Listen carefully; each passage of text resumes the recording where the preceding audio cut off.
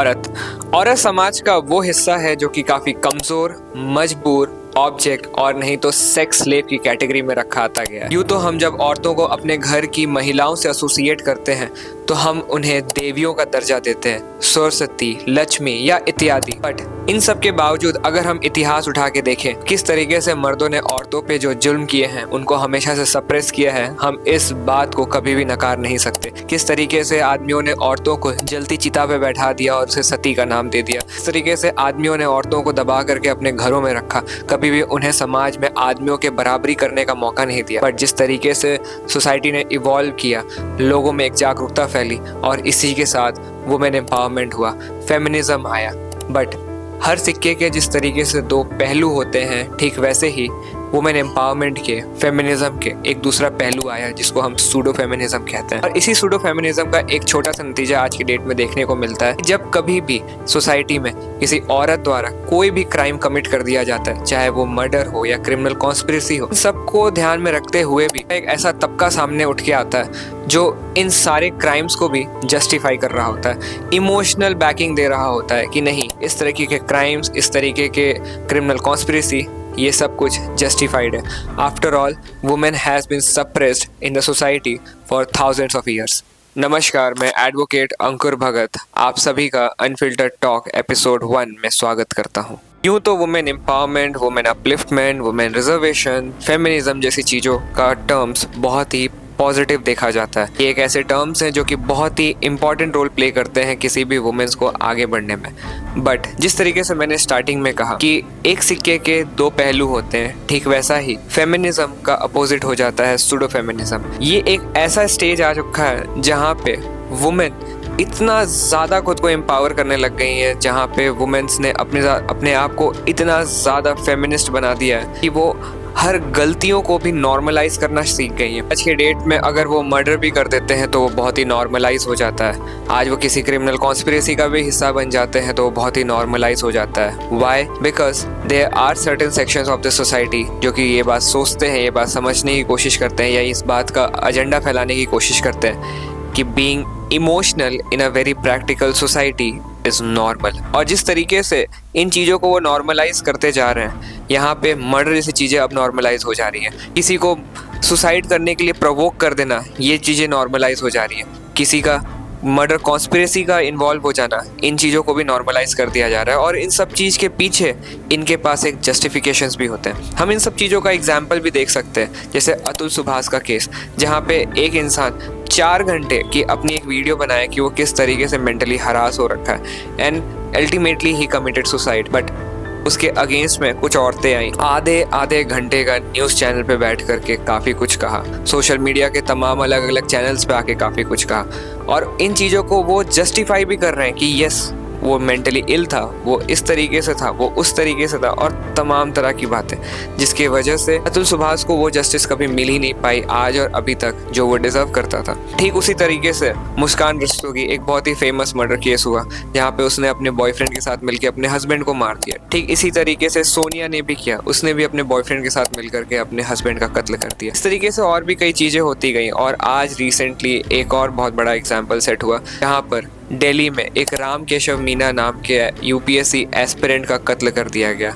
जो कि एक 32 साल का था, और उसका कत्ल महज 21 से 22 साल की उम्र की अमृता चौहान ने किया, जो कि एक बीएससी फॉरेंसिक स्टूडेंट भी है, वो भी अपने एक्स बॉयफ्रेंड के साथ मिलकर के, जिसका नाम सुमित है, जो कि एसएससी की भी तैयारी कर रहा था, बट साथ ही साथ वो कुकिंग गैस सिलेंडर डिस्ट्रीब्यूशन में भी वर्क करता था। मैं आप सबको यहाँ पे स्टॉप करके एक बात समझाने की कोशिश करूंगा। आप इन सारे मर्डर केसेस में एक लिंक देखिए। इन सारे मर्डर केसेस को एक एक्सीडेंट के फॉर्म में दिखाने की कोशिश की गई, बट ये सारे मर्डर केस एक क्रिमिनल कॉन्स्पिरेसी के थ्रू किए गए, जहाँ पे मर्डर करने वाले को पूरा नॉलेज था कि वो जिस तरीके से एक्ट कर रहा है, वो जिस तरीके से सामने वाले को प्रोवोक कर रहा है, या वो जो एक्शंस ले रहा है, उन सभी एक्शन के कॉन्सिक्वेंस में सामने वाले इंसान की जान जाने वाली है। और जिस तरीके से आज के डेट में राम केशव मीना का भी कत्ल हुआ, उसमें भी ये बात साफ साफ जाहिर थी। एक फॉरेंसिक की स्टूडेंट जिसको बहुत अच्छे से पता है कि किस तरीके से पोस्टमार्टम में मर्डर या एक्सीडेंट के बीच में डिफरेंस निकाला जा सकता है, उसने उस नॉलेज का यूज़ किया जो उसे एम्पावर कर रहा था एक वक्त में, जो उसे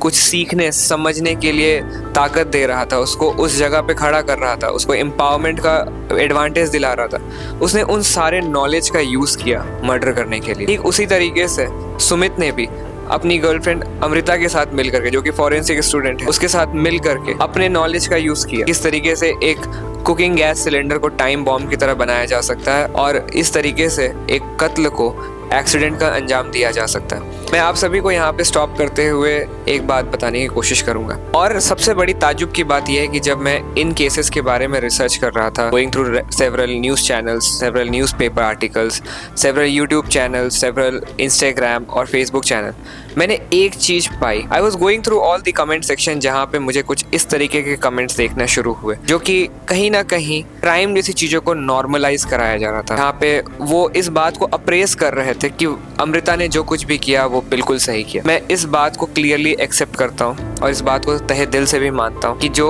राम केशव मीना ने किया, अकॉर्डिंग टू द इन्वेस्टिगेशन, क्योंकि अभी भी इन्वेस्टिगेशन चल ही रही है, so I can not come to the concrete conclusion, but as a man through a bottom of my heart I will say one thing for sure. मैं कभी भी इन चीज़ों को प्रेज नहीं करता कि आपके पास किसी भी इंसान की प्राइवेट फोटोज़ या वीडियोज़ होनी चाहिए, चाहे वो इंटीमेट हो, नॉन इंटीमेट हो, whether it's consensual, non consensual, फ़र्क नहीं पड़ता।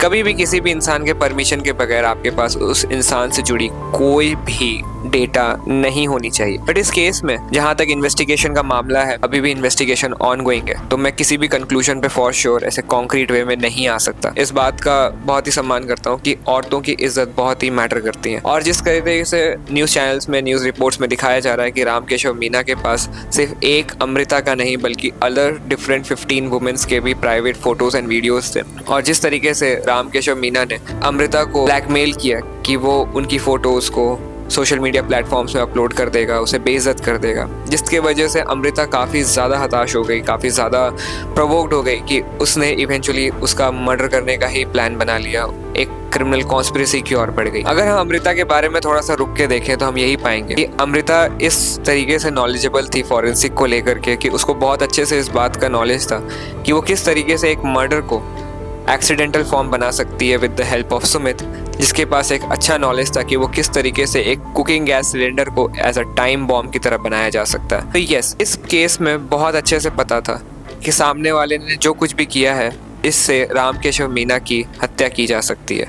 बट जिस तरीके से लोगों ने कमेंट सेक्शन में इस मर्डर केस को काफ़ी नॉर्मलाइज करने की कोशिश की है by giving different kind of justification, केवल इमोशनल पॉइंट ऑफ व्यू से अच्छे लगते हैं। बट अगर हम एक प्रैक्टिकल पॉइंट ऑफ व्यू से देखें, क्योंकि सोसाइटी कभी भी इमोशनल पॉइंट ऑफ व्यू से नहीं चल सकती है, उसके लिए एक प्रैक्टिकल लाइफ का होना, एक प्रैक्टिकल पॉइंट ऑफ व्यू का होना बहुत ज़रूरी है।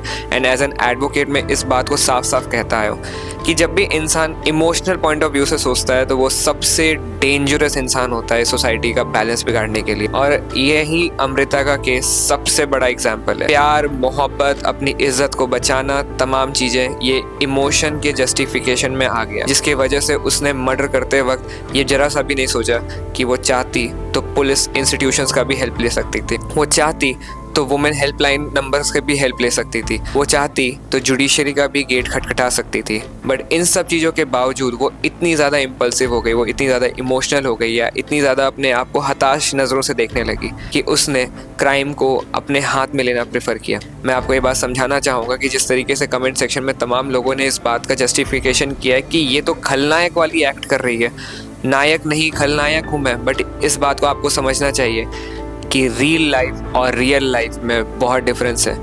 खलनायक जैसी मूवी में केवल संजय दत्त ही अच्छा लग सकता है, बट अमृता या अमृता से जैसे लोग अच्छे नहीं लग सकते।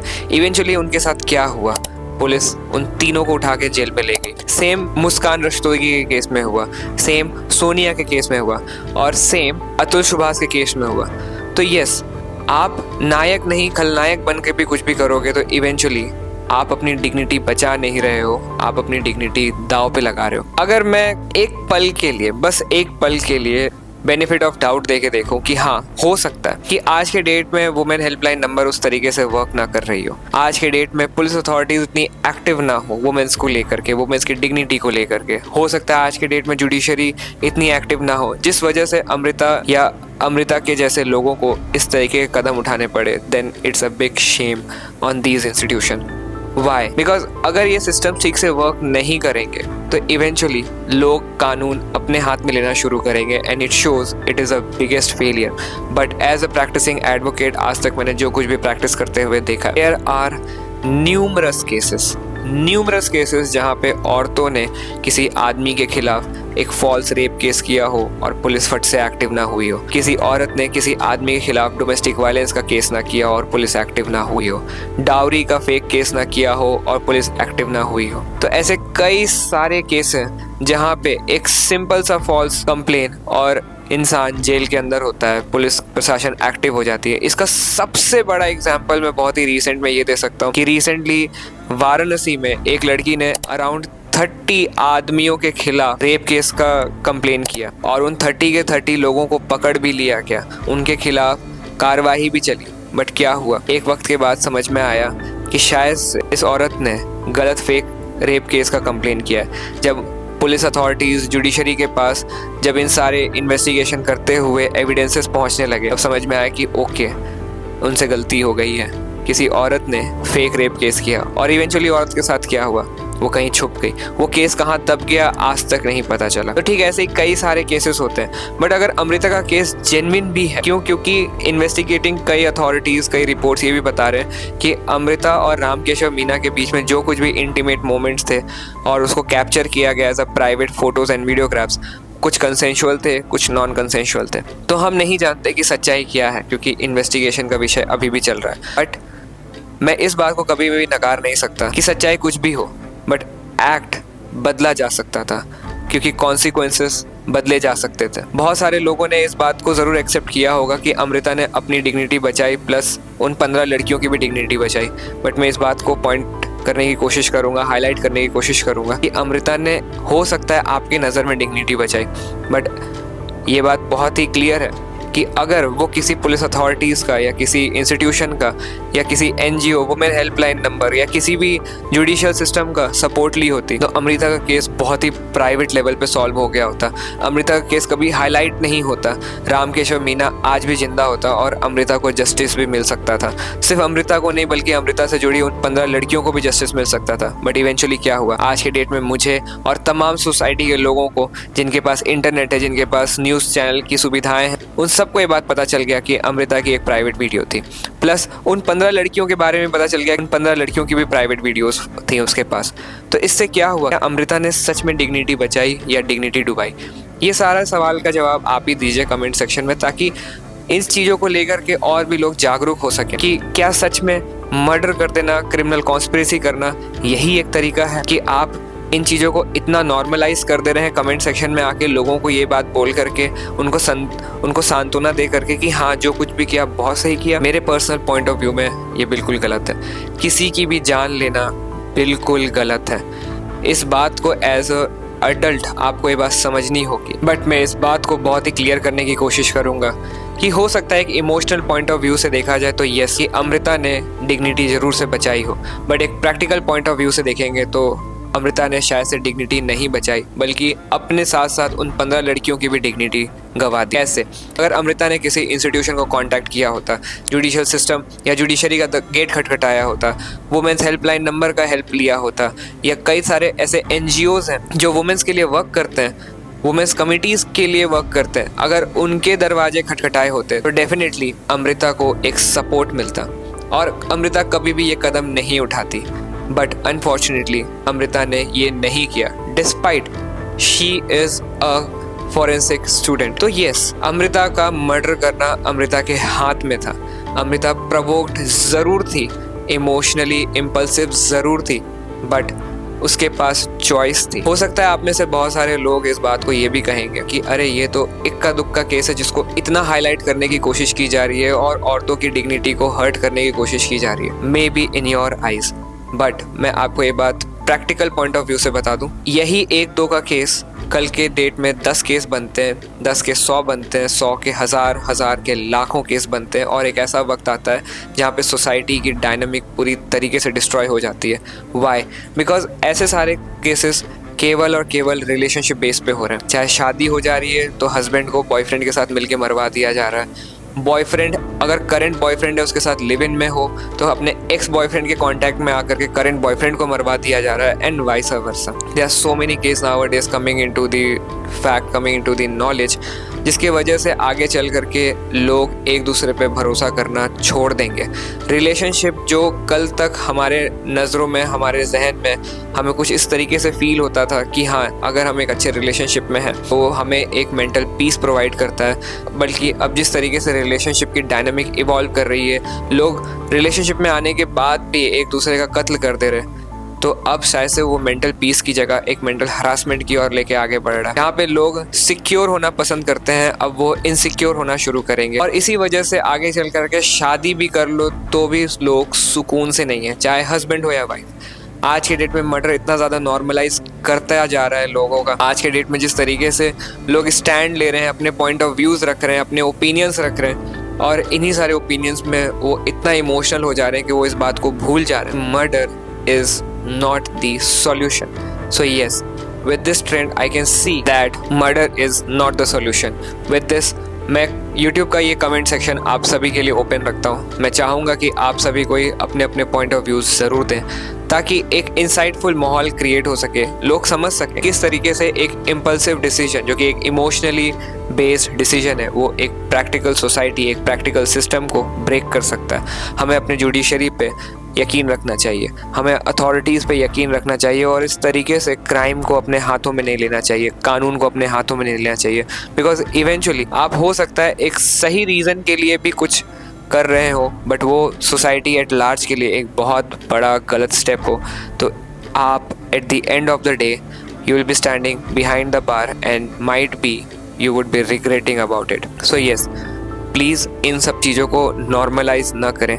Try to condemn all these kind of things, because ये बहुत ही हार्श एक्शन है, और ये एक सिविलाइज सोसाइटी नहीं करती है। एक सिविलाइज्ड पढ़े लिखे लोग इस टाइप के एक्शंस नहीं लेते हैं। तो प्लीज़ आप कमेंट सेक्शन पे अपने पॉइंट ऑफ व्यूज़ ज़रूर रखिएगा। Thank you.